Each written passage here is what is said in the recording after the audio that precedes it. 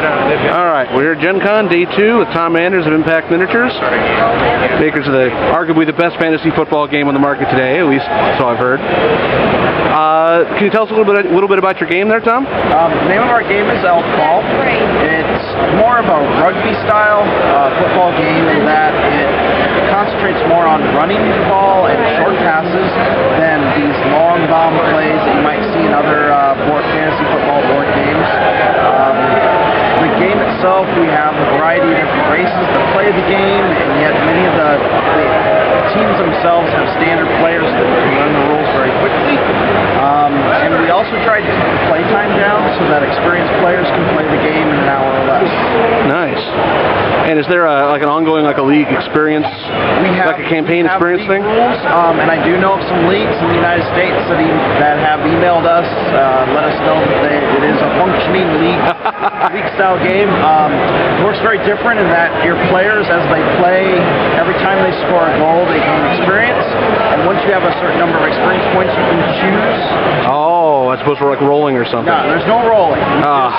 If a player reaches enough points to get a skill, at any point in time, you can then give that player a skill, and it's from a chart. And there are certain skills that, as a prerequisite, require other skills in order to learn. Okay, nice. So they build on each other. So sort of more logical advancement than just, whatever happens, happens. Right. I never liked that mechanic in some other games. Yeah, well, the skills are both based on a attribute and also player type. So certain types of players can learn a skill based on a certain stat. But they can also learn skills that are restricted just to a quarterback type player. Oh, okay. Or a blitzer, or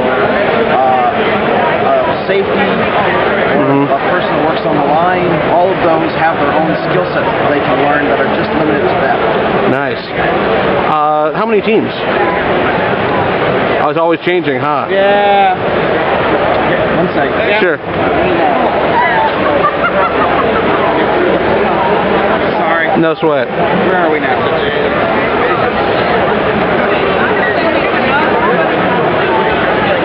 17 teams in the base game, of which 14 we have miniatures for at this point. One of them will be finished by the end of the year, and we hope to have the other two done by Gen Con next year. Tremendous, tremendous. Well, you brought some new stuff. You brought some new stuff to the show, yeah? Let's take a look at that. In here, most of it's in the front. So going from right to left, the Vampir's Throws for the Samhano team. Samhano. They're undead? Yes.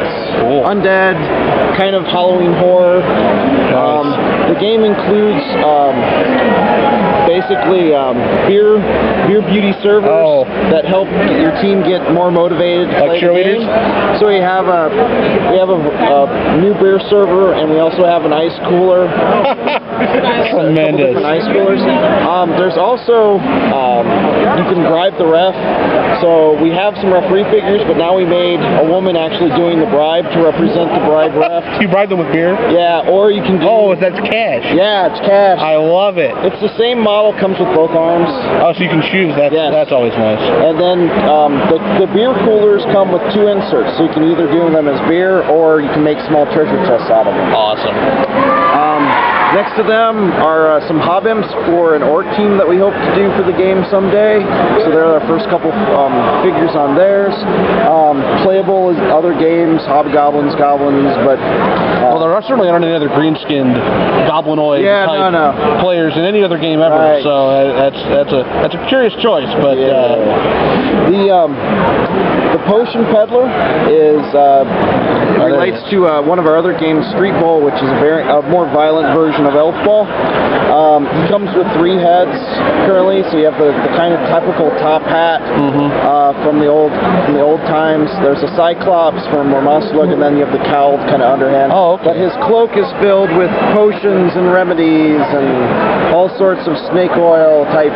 Nice. Do you well. Are there sort of unpredictable results of getting that for your players? Excellent. Yes, the potions have extremely varied effects in Elfball. All the way from killing your player to making them basically an amazing superstar. Awesome. Bertha is in the back. deck. She's a substitute for people. The Valkyrie team has a troll, but we thought it'd be fun if you wanted to go with a more feminine. She is a very intimidating player on the pitch, and so we actually include her with a token, so that if she's knocked down, you can put the token on the pitch. Oh, that's tremendous. It's quite big. That's awesome. Lava is next to her. She's a limited edition ogress. She either comes with a ball and chain that she's getting ready to bowl into somebody's face, or you can replace that arm with just a fist. Okay. For more of a dainty ogress. The figure in front of her is our halfling hot dog vendor. He's a limited edition of 200 that was made for a tournament in Canada. Neat. And then the two guys on the far left are just two generic chaotic warriors that we've done. They can be used for our Samhaino team as hunters, or as other types of play. This guy on the far right, we are hoping within the next few years to have our own hockey game. So he's kind of our first figure of thinking of what we might want to do and pursue that. That will have its own unique set of rules. We haven't quite determined exactly how that will work yet. A work in progress. Work in progress. Excellent. All right. The other game is we bought the rights to Nothin But Net, which is I've heard of that. 3-on-3 basketball with fantasy races. We are having a sculptor start working on figures to actually, because when the game, as sold by the last company that had it, was just card stock counters. We are working to actually have pewter basketball players to go. Neat. I don't think anyone's done that particular game before. It sort of surprises me, really. It will be the first two teams we're working on are the Goblin team, which is shown on the cover, and the Humans, which isn't as bad of a matchup in this game as it would sound in the other games. Well, it's more equal. Short but quick. Well, the Goblins get a big ogre superstar. Oh. That goes the basketball net. The slam dunks are a little bit easier. Excellent.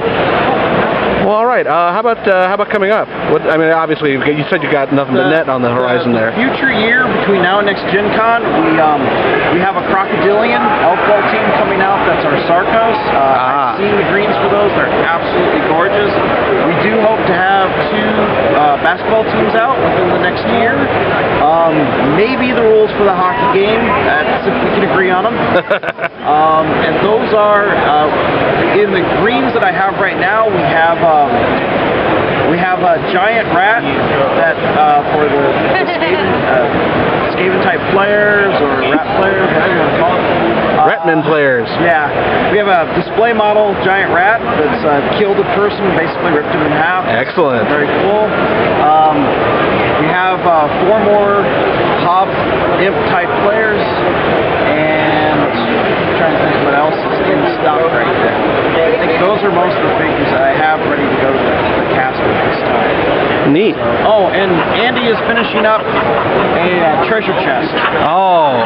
To more properly go with the gold inserts and make it more of a real treasure chest. Excellent. All right. Well, thanks a lot for taking the time. Thank Sounds you like a very cool much.